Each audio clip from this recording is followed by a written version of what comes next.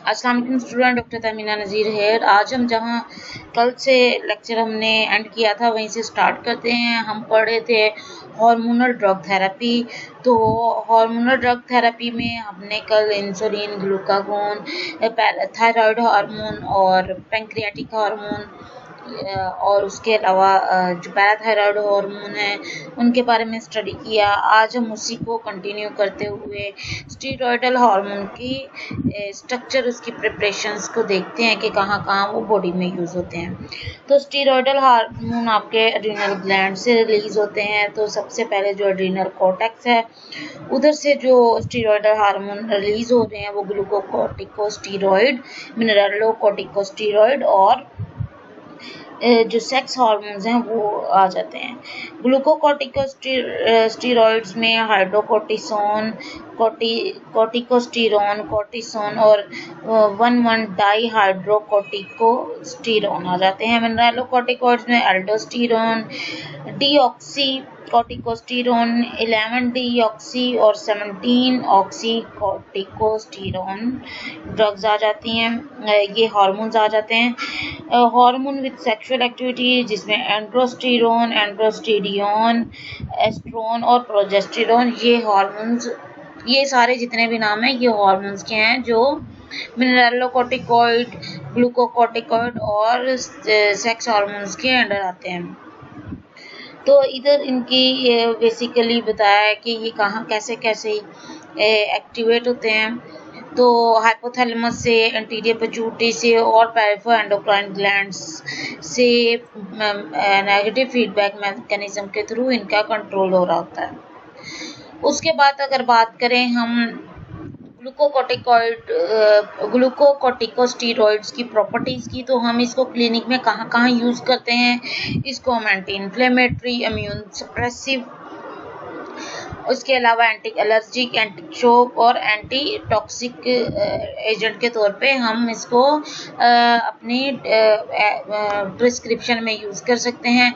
Anti inflammatory action of ग्लूकोकॉर्टिकोस्टीरॉइड्स की बात करें तो एंटी इन्फ्लेमेटरी एक्शन ये किस तरह शो करता है कि नॉन स्पेसिफिक इन्फ्लेमेशन को रिड्यूस करने के लिए ऑटोइम्यून कंपोनेंट को, हाइपरर्जिक करैक्टर को, और उसके अलावा अगर किसी को साइकोलॉजिकली कोई डिसऑर्डर है मायूसी वगैरह का, तो उसमें इसको as a therapeutic agent introduce करवाया जाता है बॉडी में।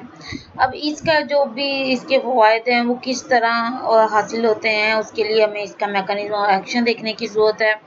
सबसे पहले ग्लूकोकॉर्टिकोस्टीरॉइड्स की बात करें तो जैसे ही ये बॉडी में ब्लड में आपके आता है तो ये आपके लिपोमोडुलिन एंजाइम्स की एक्टिवेशन करवाता है। अब ये जो एंजाइम है ये क्या करता है, फॉस्फोलाइपेज को की एक्टिविटी को डिक्रीज कर देता है, जिसकी वजह से एराकिडोनिक एसिड की जो एक्टिविटी है वो स्लो हो जाती है।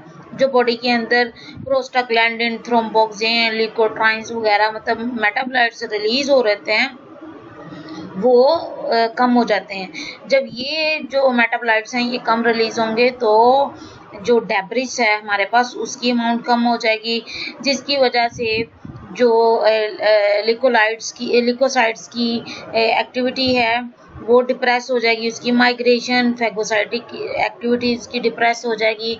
उसके अलावा कैपिलरीज की परमेबिलिटी डिक्रीज हो जाएगी और जो मेम्ब्रेन्स हैं जिसकी परमेबिलिटी की वजह से फ्लूइड उसके अंदर एंटर हो रहा था वो रुक जाएगा। इसके अलावा हिस्टामिन, सेरोटोनिन, ब्रैडिकाइनिन का रिलीज कम हो जाएगा। तो ये ओवरऑल क्या करते हैं, आपकी जो इन्फ्लेमेशन का फिनोमेना है उसको रिड्यूस कर देते हैं। ग्लूकोकॉर्टिकोस्टीरॉइड्स को किन किन पे सूरत हाल में हम बॉडी के अंदर इंजेक्ट करवा सकते हैं। अगर एड्रीनल कॉर्टेक्स इम्पेयर्ड हो गया है, कोई इसकी डैमेज है, रिमोटॉइडल कंडीशन है मतलब जोड़ों का दर्द है, क्रोनिक एक्टिव हेपेटाइटिस की कंडीशन है, ब्रोंकियल एस्थमा है, अल्सरेटिव कोलाइटिस है, नेफ्रोटिक सिंड्रोम है, या ऑटोइम्यून हीमोलाइटिक एनीमिया है, शॉक कोलैप्स या कोई भी ऐसी पैथोलॉजी आ जाती है। ब्रेन लंग्स क्लियरेंस एडिमा, ऐसी जो एडिमा की कंडीशन में, क्योंकि हमने देखा इसका एंटी इन्फ्लेमेटरी इफेक्ट है, एंटी एलर्जिक इफेक्ट है, तो एलर्जिक रिएक्शन में हम देंगे, ट्रांसफ्यूजन रिएक्शन में हम इसको बॉडी में एडमिनिस्टर करवा सकते हैं। कोई इन्फेक्शन हो गया है एंटी इन्फ्लेमेटरी एक्ट के लिए, एंटी एलर्जिक रिएक्शन के लिए इसको हम ग्लूकोकोर्टिकोस्टेरॉइड्स को यूज़ करते हैं। अब ग्लूकोकोर्टिकोस्टेरॉइड की थेरेपी के सिचुएशन, उसकी डोज और उसके ट्रीटमेंट को देखते हैं। तो ग्लूकोकोर्टिकॉइड अगर हम देखें एक्यूट कंडीशन में, तो ये एक्यूट कंडीशन में हम collapse, brain lung oedema, septic shock या एस्थमेटिक कंडीशन में देते हैं। इसकी डोज 200 से 500 से लेकर 800 से 1000 mg IV इन्फ्यूजन के थ्रू देते हैं, और ये जो ट्रीटमेंट है ये 1 से 3 डेज तक चलता है। उसके बाद सब एक्यूट कंडीशन की बात करें तो सब एक्यूट कंडीशन जैसे कि रिमाटॉइड अर्थराइटिस, अल्सरेटिव कोलाइटिस या ब्रोंकियल एस्थमा, ऐसी सारी कंडीशंस में हम 20 से 50 mg की डोजेस को देंगे पेशेंट को, और इसका जो प्लान ऑफ केयर है वो 4 से 6 वीक तक चलेगा, और इससे ज़्यादा मंथ भी प्रोसीड कर देता है।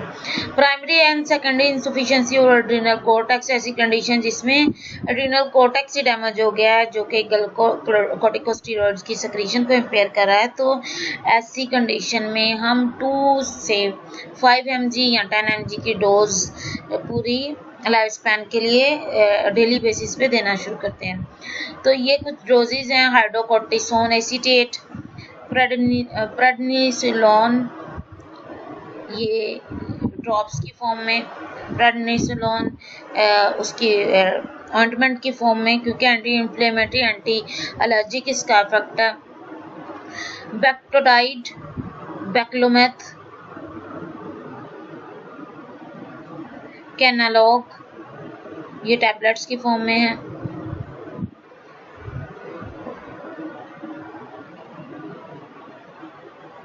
ये भी ऑइंटमेंट की फॉर्म में है। डेक्सामेथासोन, ये भी स्टेरॉइडल इंजेक्शन है, ये डेक्सामेथासोन। तो ये कुछ पिक्चर्स दिखाई हैं जिसके अंदर उसको जो आपके ग्लूकोकोर्टिकॉइड्स हैं, मिनरल कोर्टिकॉइड्स हैं, उनका जो मार्केट में अवेलेबल है जिस नाम से उसका बताया हुआ है। अब इसका जो कंट्रोल है और किस तरह ये एक्ट करता है उसके लिहाज से बताया है कि जैसे ही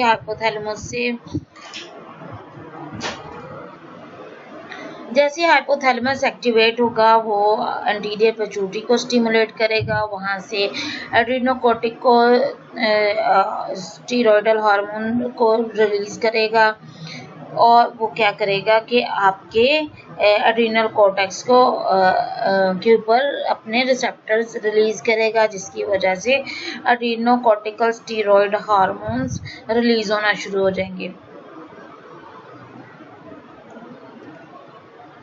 अब मिनरलोकोर्टिकॉइड की अगर बात करें तो इसमें सबसे जो फेमस नेम है वो डोक्सा के नाम से ड्रग्स आती हैं, डेसऑक्सीकोर्टिकोस्टेरॉन एसीटेट, ठीक है, इसको डोक्सा भी बोलते हैं। इसका मोड ऑफ एक्शन क्या है कि ये किडनी के ट्यूब्यूल्स के ऊपर एक्ट करता है, जिसकी वजह से जो किडनी के अंदर सोडियम और वाटर की रीअब्जॉर्प्शन करेगा और पोटेशियम को बॉडी से एलिमिनेट होने में हेल्प करेगा। फिर इस तरह क्या होता है कि जो आर्टीरियल प्रेशर है वो बॉडी के अंदर इंक्रीज होगा और मसल वर्क भी इंक्रीज कर जाएगा। फिर अगर इसके एडमिनिस्ट्रेशन की बात करें तो इसको एडिसन डिजीज़ में मिस्थीनिया ग्रेविस के अंदर जो मसल की डिजीज़ हैं उसके अंदर दिया जाता है। साइड इफेक्ट में आर्टीरियल प्रेशर इंक्रीज कर जाता है, एडिमा हो सकता है, पल्मोनरी एडिमा, कार्डियक इंसफिशिएंसी की कंडीशन प्रोड्यूस होती हैं। फिर अगर हम सेक्स हार्मोन्स की बात करें तो एस्ट्रोजन और गेस्टाजिन हार्मोन्स हैं। एस्ट्रोजन में estrone, oil solution of folliculin, estradiol, ethyl estradiol और माइक्रोफिलोन सिनएस्ट्रोल। उसके अलावा गेस्टाजिन की में प्रोजेस्टेरोन, ऑक्सीप्रोजेस्टेरोन, कैप्रोएट, एलिलेस्ट्रीनॉल। तो ये सारी इसके ड्रग्स आ जाती हैं। एस्ट्रोजन को हम हार्मोन रिप्लेसमेंट थेरेपी में भी देते हैं। इसके अलावा इसको मीनोपॉज ऐसी कंडीशन जिसके अंदर जो मेंस्ट्रुअल साइकिल है फीमेल का उसका उस स्टॉपेज हो जाता है एट पर्टिकुलर एज, मतलब कि जैसे फीमेल 40 से 45 की एज को क्रॉस करती हैं तो उनको जो मेंस्ट्रुअल साइकिल है वो नेचुरली उसमें पास आ जाता है, तो इसको हम मेनोपाज बोलते हैं। ऐसी कंडीशन में इस मेनोपाज को प्रिवेंट करने के लिए जो थेरेपी दी जाती है उसमें हम एस्ट्रोजन का यूज़ करते हैं।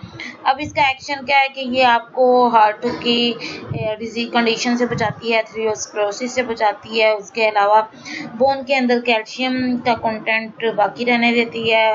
फीमेल जो सेकेंडरी करैक्टर्स हैं उसको मेंटेन रखती है।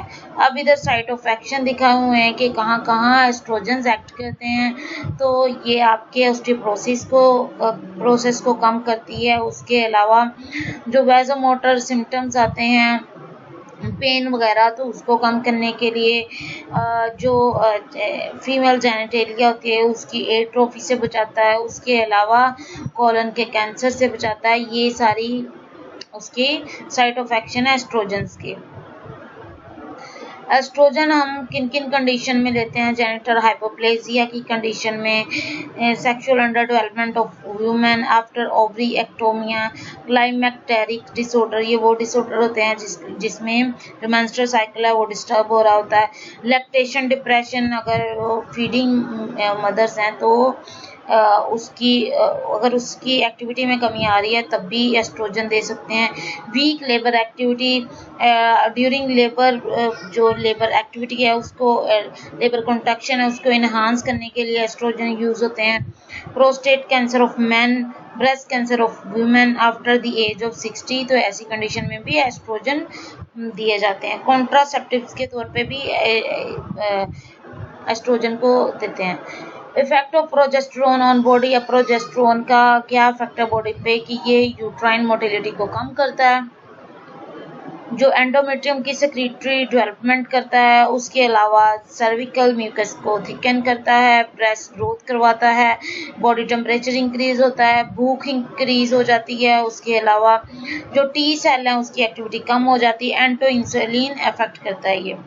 एडमिनिस्ट्रेशन ऑफ गैस्ट्राइजन को हम कब देते हैं? मिसकैरेज की कंडीशन में, हैबिचुअल अबॉर्शन की कंडीशन में, यूट्राइन ब्लीडिंग, एल्गोमेनोरिया मतलब फ्रीक्वेंट मेंस्ट्रुअल साइकिल्स। उसके अलावा contraceptive, climacteric disorder, fertility programs, ऐसी कंडीशन में हम गैस्ट्रोजन्स को देते हैं। हार्मोनल कॉन्ट्रासेप्टिव्स, ऐसे हार्मोन्स जिसकी वजह से जो फैमिली प्लानिंग की जाती है, तो फैमिली प्लानिंग में ऐसे ड्रग एजेंट उसको यूज़ करते हैं। उसमें हम एस्ट्रोजन और गैस्ट्राइजन दोनों को कंबाइन करते हैं क्योंकि इनमें कॉन्ट्रासेप्टिव प्रॉपर्टी होती है। इनका दोनों का कंबाइन मिक्सचर यूज़ करते हैं। इसके अंदर फर्दर जो नेम है मोनोफेज जो होते हैं, बाइस्क्यूरिन, नॉन ओवुलोन, रेजिविडोन, मार्विलोन और डिमोलेन। डबल फेज के अंदर एंटीओविन और इनोमिन, ठीक है। उसके अलावा जो ट्रिपल फेज है उसमें ट्राइरेगोल और ट्राइसिस्टोन आ जाती है। सेकंड नंबर पे जो मोनोहार्मोनल गैस्ट्राइजिन है जिसमें हम जस्ट गैस्ट्राइजिन को एज ए कॉन्ट्रासेप्टिव यूज करेंगे, उसमें एक्सलोटोन, ओवरेट और कॉन्टिन्यूलन। थर्ड नंबर पे पोस्ट कोइटल जो हिस्टेजेंस हैं उनको हम यूज़ करते हैं। तो इनकी जो नेम है उनकी आपको नेम आने चाहिए। पोस्टिनोर डेब्यूट कॉन्ट्रासेप्टिव, इसके अंदर इनका प्रोलॉन्ग एक्शन होता है, तो इसके अंदर लिबोन और गेस्ट्रेल आ जाती है। डेब्यूट प्रोवेरा मेट्रोऑक्सी प्रोजेस्टेरोन एसीटेट, इसका केमिकल फार्मूला है। अब इसकी वजह से कॉम्प्लिकेशन क्या हो सकती हैं? हाइपरटेंशन, हाइपरकोagulation, पेप्टिक डिसऑर्डर में nausea, vomiting, migraine, depression, obesity, jaundice, breast cancer, ischemic heart disease, myocardium infarction, stroke, embryotoxic and teratogenic action. तो कॉन्ट्रासेप्टिव यूज करने के ये सारे नुकसान आते हैं। अब उसके अलावा अगर हम बात करें कि फर्टिलिटी को बूस्ट करने के लिए कौन सी मेडिसिन यूज़ की जाती हैं, तो इसके लिए इंडिकेशन क्या है? Treat ovarian failure in patient with normal liver function and normal endogenous estrogen unlabelled use treat male fertility. ठीक है।